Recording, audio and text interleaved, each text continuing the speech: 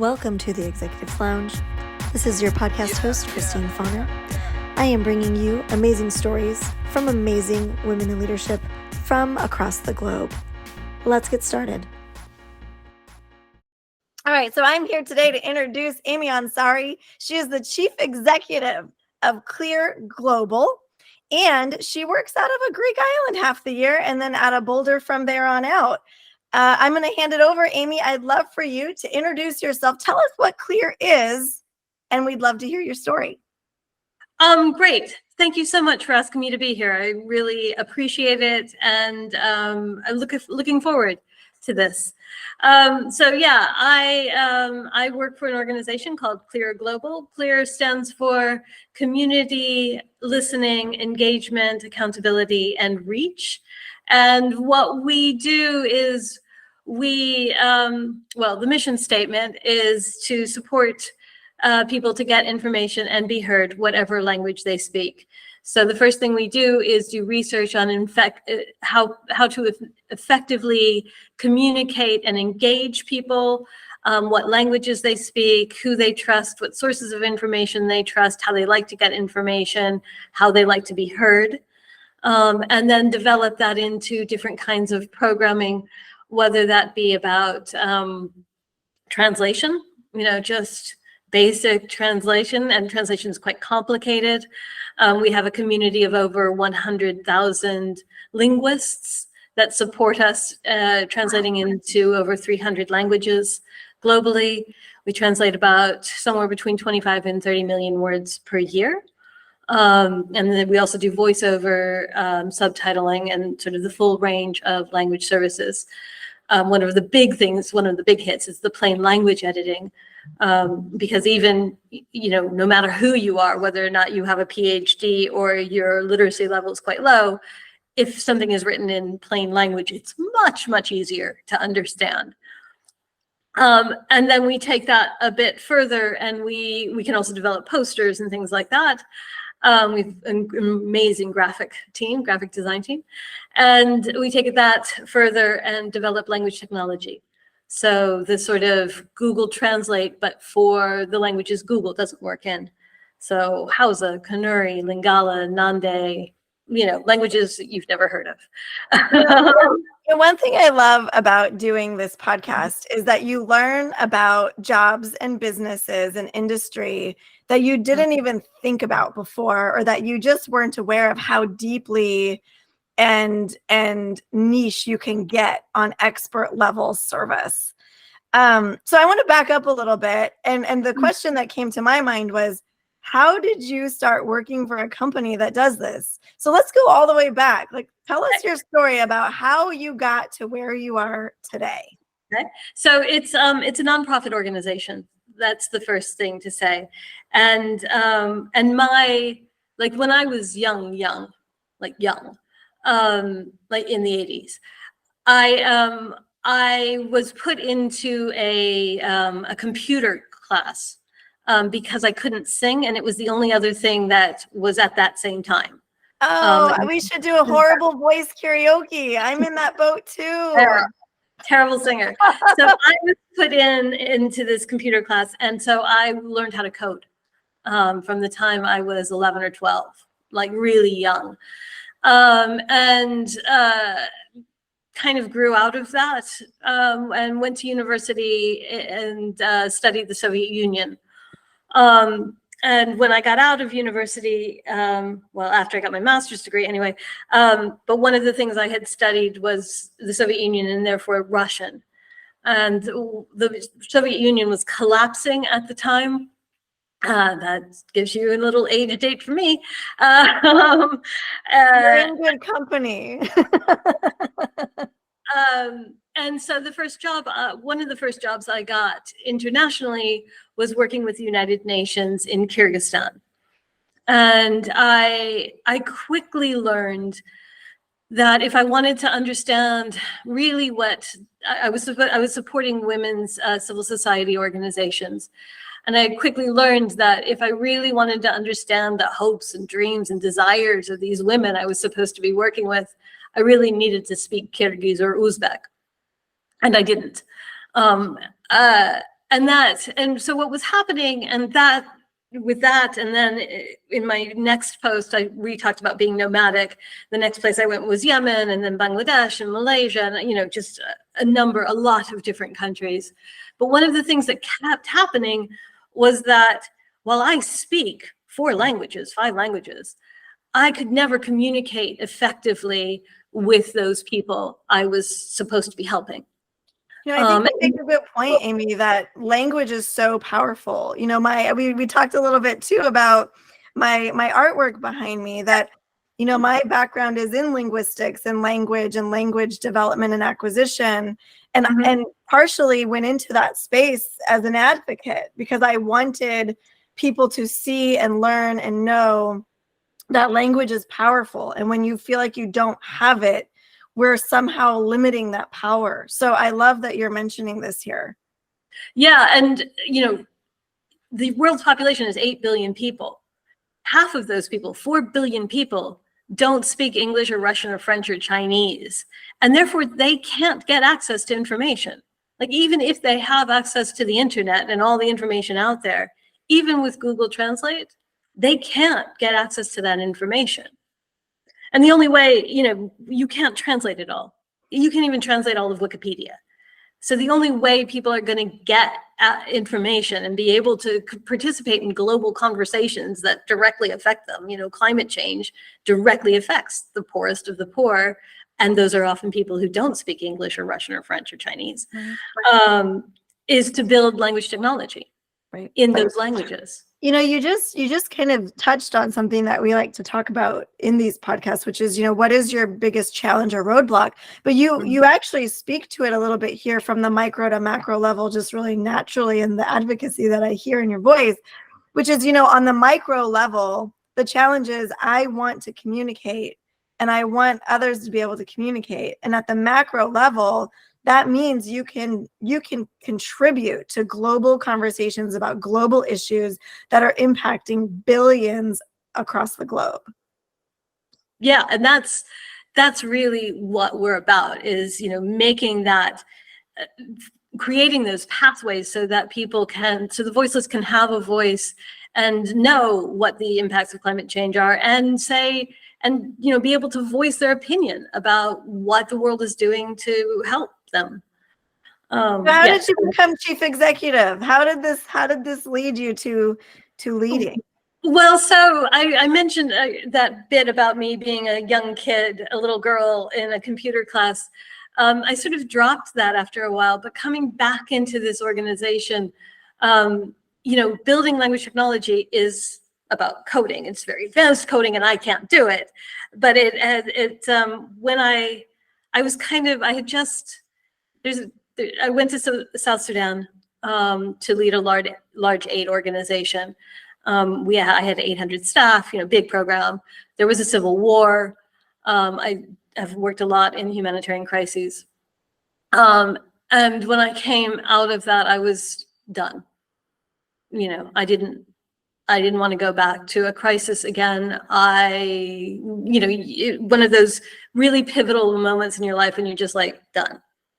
I think that's a whole level of burnout that we all have felt, but I don't know about that acute.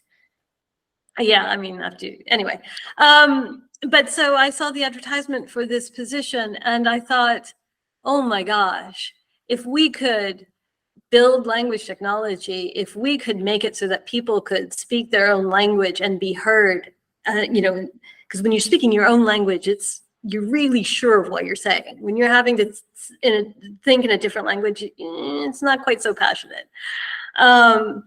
If we could do that, that would be a total game changer for everything I've ever done in my life. Like my whole career would have been different, and so many people's lives would be different. So I applied. I had no hope I was going to get it. I'd run large country programs, I'd run regional programs, but I'd never run an organization before. And the board decided, yeah, sure, give it a go. And I'm grateful to them for doing that. They're wonderful people, and they took a risk, and I hope they think it paid off.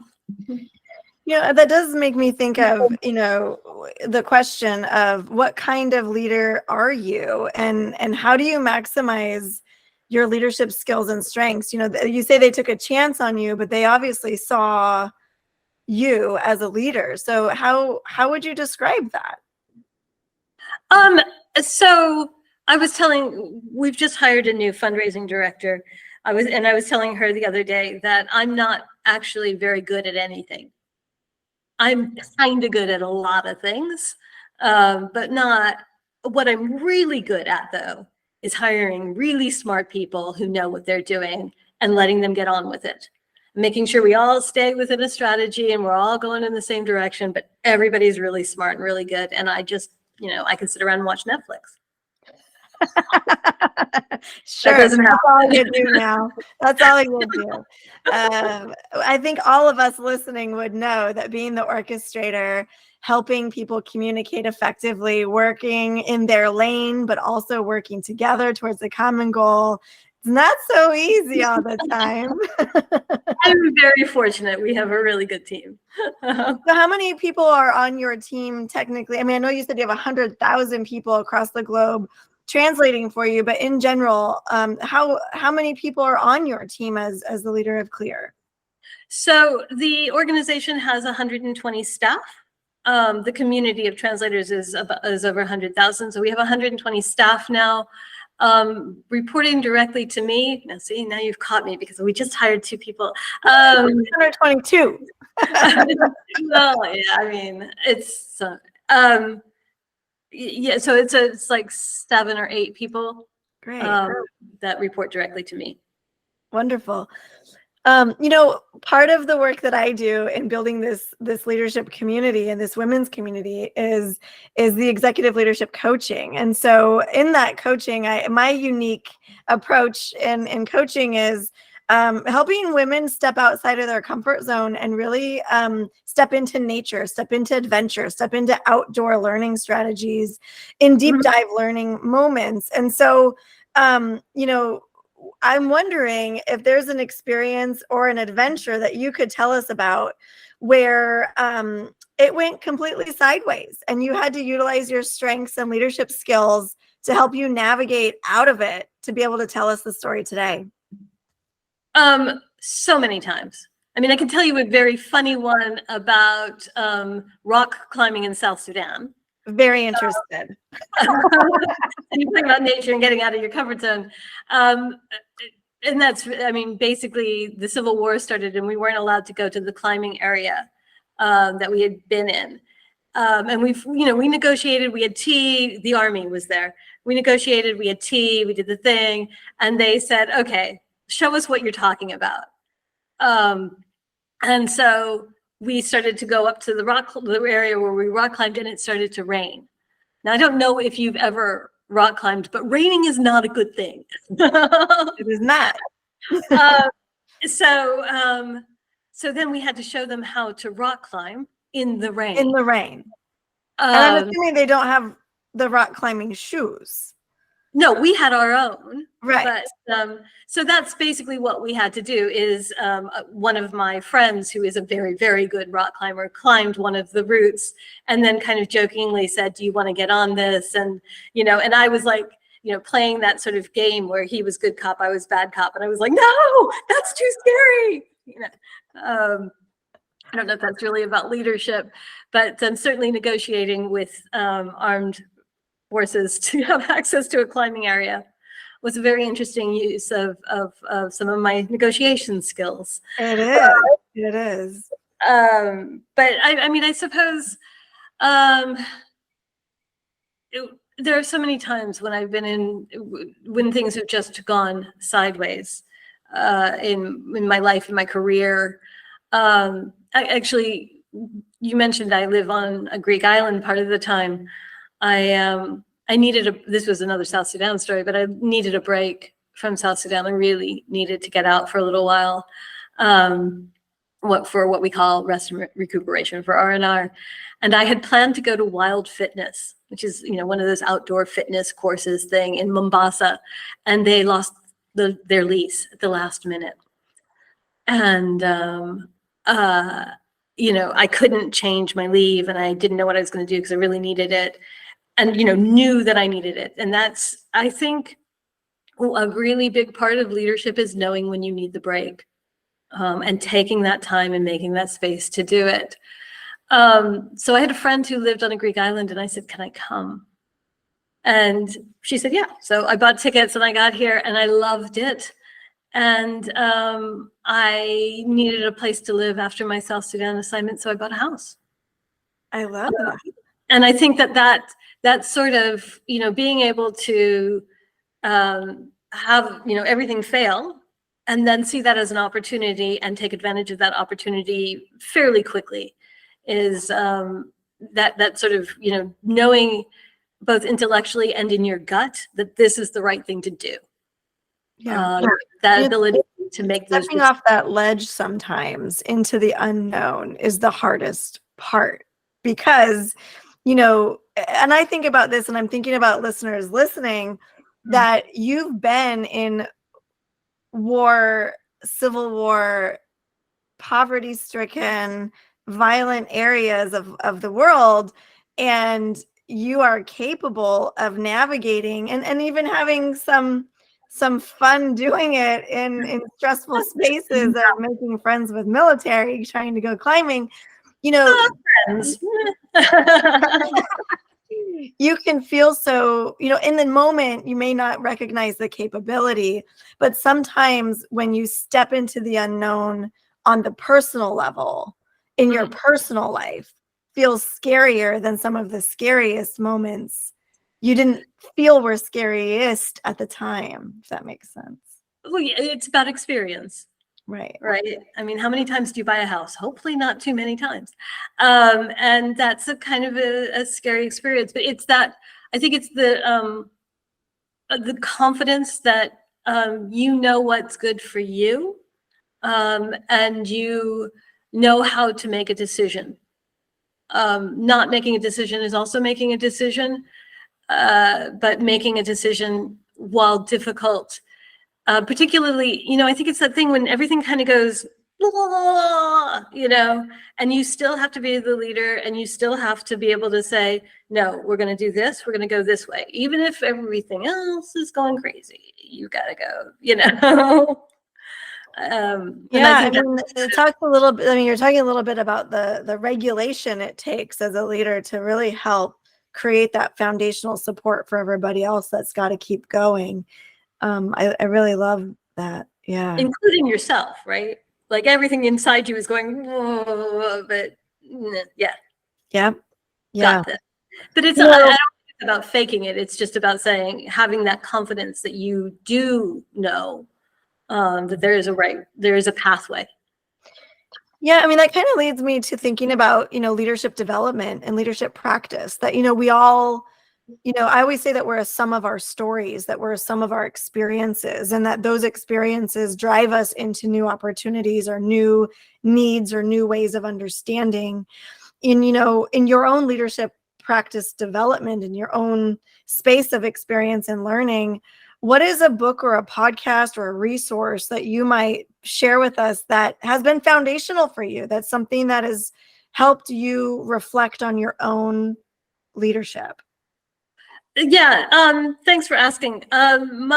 This is kind of a weird thing to say, but Robert Massey wrote a biography of Catherine the Great, which is really good. It's really easy to read, and it talks about, a woman in a position of great power, who wanted to make a lot of change and had the best intentions, and really struggled with being a woman in a role that is not typically a woman's role, and struggled with being very, very intelligent, with ideas that she wanted to take forward and just couldn't make them happen, with the perceptions of, there are all these terrible rumors, myths about Catherine the Great. They're just, outlandishly wrong, the disinformation of the 18th century, so that biography in particular has really you know, when I read it, I really sort of thought, okay, actually, she had it much worse than me. And she made interesting decisions, and she made interesting compromises that have helped me to reflect on how I make decisions and how I make compromises. Yeah. Someone said to me the other day, you know, and I've known this for a long time, but sometimes you feel it. Someone said to me the other day, "Are you ready to step into more greatness, and recognize that there are certain people who are not going to like it any longer? Somebody likes you right now, but if you step into this new space and you do this in a different way, are you ready for some people to stop following, stop being there, stop believing?" And, you know, as a person who's done a lot in my own life, in my own career, I hesitated because I feel like I've worked really hard to get the reputation I have, to be an expert in the spaces I'm an expert. And there's a piece of me that was afraid to go and do, because I may lose the respect and reputation with a faction of those people. So my favorite book is the Robert Massey, Catherine the Great biography. My favorite podcast is a podcast called Wind of Change. You've probably never heard of it. Wind of Change was a song by the Scorpions. Nice. Like, I might have to play that in our outro of our podcast here. I love it. And it's fascinating because the line between, you know, what you think is the truth and reality, and what is misinformation, disinformation, or not, and how that makes you lose friends, colleagues, you know, what people, how they perceive you, how they see you. It's talked about a lot in that podcast. And you know, somewhere in the middle of it, it's sort of a 8-part podcast or something. Somewhere in that middle of it, you realize that your whole perspective has just flipped, you know, and that the person who, you know, what you thought was true might not be, or it might be. But and that was a real lesson for me, that, you know, that just because I think, you know, that I can talk about something and that might piss people off, it might upset them, but which one of us is right and which is wrong? There's a lot of gray space in there. And yeah, and it's not necessarily even gray. It's just, there isn't an answer. We're both right. And the question is, like, do you continue forward, right? And that was the question posed to me, was, do you continue forward? And I was like, there's a piece of me that wants to hesitate, and there's a piece of me that's like, of course I go forward. Maybe that's that alignment piece, you know, that we all try to work on all the time. Because you have to be true to yourself. You know, I've worked for a lot of years in humanitarian response, as I said, and we have principles that we have to uphold.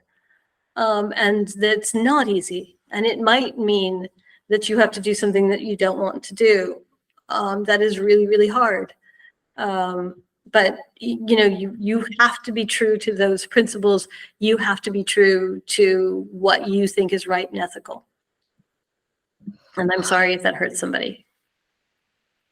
Is there something that you wish I would have asked you today that I haven't asked you, or something that we should know about you before we end our time here today?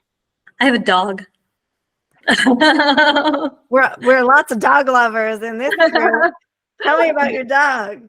His name is Spike. He is very camera shy. But having a dog has probably been one of the best things I've done for myself. Tell me more about this. I mean, I can imagine. I mean, you've been traveling in different countries and doing, you know, these different assignments, and having a dog in your home on the Greek island. It's you know, that's, I don't I still travel a lot, but I don't move anymore. Right. You know, I have homes and I have a dog and we go for a walk. Like I take an half an hour or 45-minute walk every morning and every evening. And that gives me that mental space. It gives me that clarity, it gives me that time to think. And he's a great companion and he's funny and he gives me an excuse to laugh all the time. And it's, yeah, no, I mean, I think just having an animal, a pet, that you have to care for and that cares for you is really special. I And agree. I have two little nuggets over here. You touch on something that I have found really interesting in that, having a pet, or, for me, it's my dogs, in your care actually forces you sometimes to give yourself the same level of love and care and meeting the needs of your pets. It forces you a bit to do it for yourself. If you don't take your dogs out for a walk, they get agitated, they chew on things, they run around, they get upset. They love being outside, and they'll let you know, and then you laugh and have a good time, and you realize that actually a piece of that is really important to me too. he gives me, if I bring my phone on a walk, I get a dirty look. Like I get this, so I'm not allowed to take my phone on the walks. You have a really great regulator at home. I do. Well, I want you to send a picture of your guy too. I want to show our listeners, who is this guy that helps you get outside every couple times a day at the minimum. So I will definitely send you a picture of Spike. Yes. Awesome. All right. Well, that ends our podcast discussion for today. I thank you for being here. I'm so glad to have been able to share your story, Aimee. Thank you so much. Thank you so much. It was lovely to meet you. Thank you so much for your time. Thanks for joining us today in the Executives Lounge, where we bust open the doors, slam through the ceilings, and make sure that we have a spot at the table and that we are the lounge. We will continuously bring you amazing stories from amazing women in leadership. I am Christine Fauner, your executive leadership expert, continuously looking for those executive leaders that seek community, continuous learning, and have a desire to find the next adventure.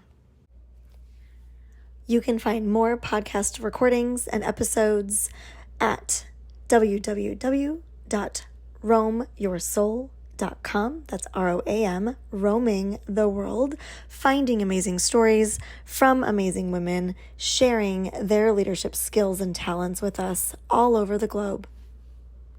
Join our Facebook group, Roam Your Soul, and you can also find us on Instagram at Roam Your Soul. And don't forget to check out the website for upcoming adventures, www.roamyoursoul.com. And if you're looking for that next executive level leadership coach, you can find me at roamyoursoul.com/Christine Fauner Coaching.